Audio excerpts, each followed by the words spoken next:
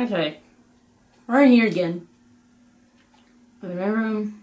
I'm trying to let as much natural light come in because I don't really have lighting equipment preferred.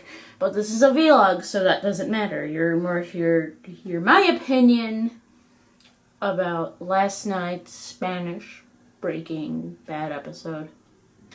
And by the big one, I mean Ozymandias, which is still called Ozymandias.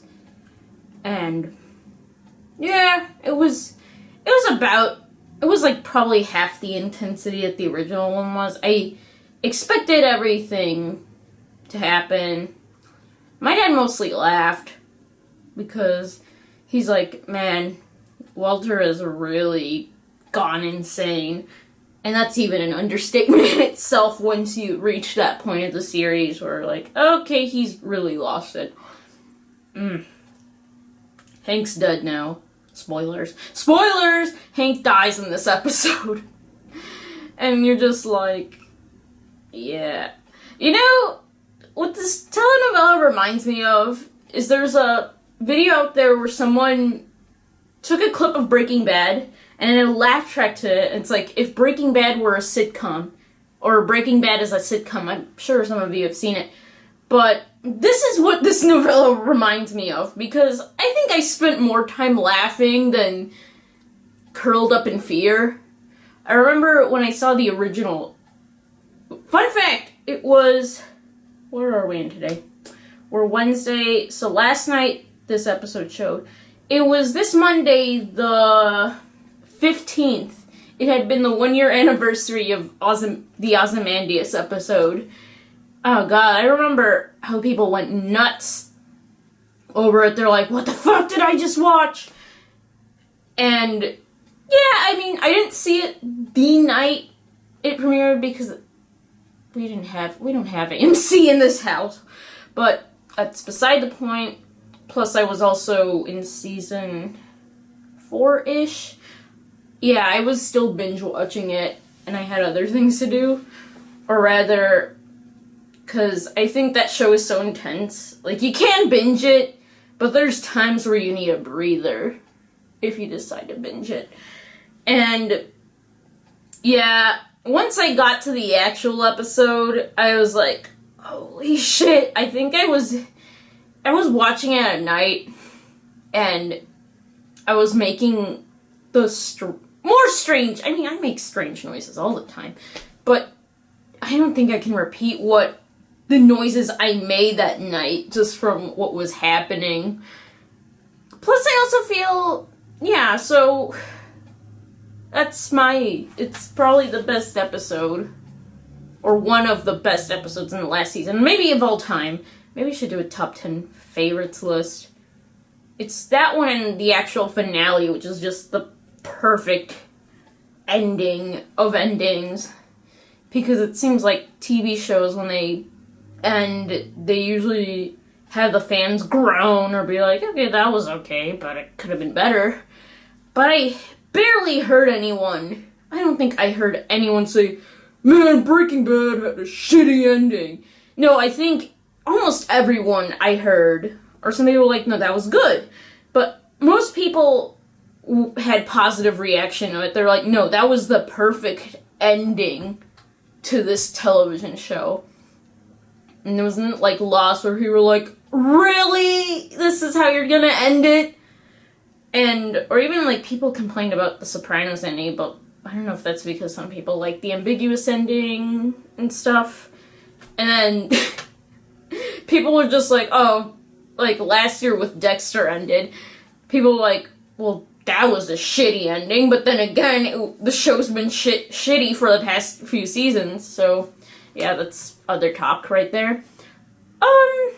So yeah, I mentioned this in earlier vlogs, whatever. If there's anything that ruins it for me sometimes in this, it's the score. It's definitely overscored. I was rewatching the Ozymandias episode, parts of it, most notably the scene, spoilers, when Skyler slices Walt's hand and they fight and he kidnaps Holly. I don't recall score during that scene, and I remember that was the point where I was just like, well, what the fuck just happened right now? And more weird noises came out of my mouth that night. Yeah. By the way, Emmys, shame on you for not nominating Rian Johnson for directing for this episode. I mean, it's cool you nominated Gilligan for Felina, but still, why not Rian Johnson? He's gonna direct the next 2 Star Wars. And he's, in my opinion, he has a good track record. I haven't seen Brothers Bloom yet. I think that was him. Sorry. But from what I've seen, he has a good track record. So, shame on you, Emmy. Shame on you. Although, this year, the guy who did True Detective won. Which is like, I think it was the episode where they did the long track shot. Which was awesome. But at the same time, it's like, this was Breaking Bad's year. Don't let True Detective ruin it. But it was conflicting because I can go on a rant about that, but it was, long story short, it's conflicting because it was Breaking Bad's year, but I also like True Detective for the most part. And when I saw them nominated in certain categories, I was like, no! Don't do this to me, Emmys, but that's beside the point. Anyways, so yeah, more laughing was done in the telenovela. Yeah. And, okay, I'm trying to remember, because the baby they picked for, like, the Holly counterpart, they call her Valentina in this, but she's, like, they say she's, like, 18 months old, so a year and a half, almost 2. She looks bigger than a year and a half, or maybe I just haven't seen babies around that age group, but she's, like, walking, and, like, she was too quiet for my taste, and also she has longish hair, but then again, you could probably just chalk that up to, like, cultural differences. Because Hispanic baby girls generally have thicker hair. Generally. If I showed you a baby picture of me, I probably had, like, the same-ish length she has. She has, like, imagine me as a baby. That's gross. Weird. Gross. Whatever. And I had this exact hair. Okay, maybe not as full. Oh, it's wet right now. But, you know, baby-like hair. It's longer, because babies usually only have, like, little, they cover their head, or they're still somewhat bald, depending. But yeah, that's the thing. And also the baby was just quiet. Well, like, Walt was kidnapping her, like, when he puts her in the truck. And I think I remember there was some screaming in there, other than Skylar just screaming and chasing Walt down the street. Oh yeah, they were, yeah. Speaking of the acting's decent. I think if there's one thing I get them credit for, like, yeah, it's a bit of a bias that they're not gonna top. There's no way they could top Bryan Cranston or the rest of the cast of, the original Breaking Bad. But good God, I think the best ones so far, I think my favorite ones are definitely who they picked for Jesse, Walter, and Hank. Skylar is hit or miss for me in here. Like, she was half hamming it up, half, it's like, okay, you're going into Rachel Weisz Bourne Legacy territory here. Not that bad, but it was getting there. But, yeah. The only actor that never did anything for me here was the kid they picked for Walt Jr. I don't know, he was too baby-faced for me. Like, I know he's supposed to be, like, a teenager, and I've actually met RJ Mitty in person. He's a really nice guy and all. I have, a Raisin Bran Crunch box signed by him, actually. That's what I got him to sign this past April. And, like, he looks teenagery, and he had the benefit of, well, not benefit, but, like, he actually has the same, let me say this right. Yeah, cerebral palsy, I believe it is. He actually has, like, the milder form of it. He can still, whatever.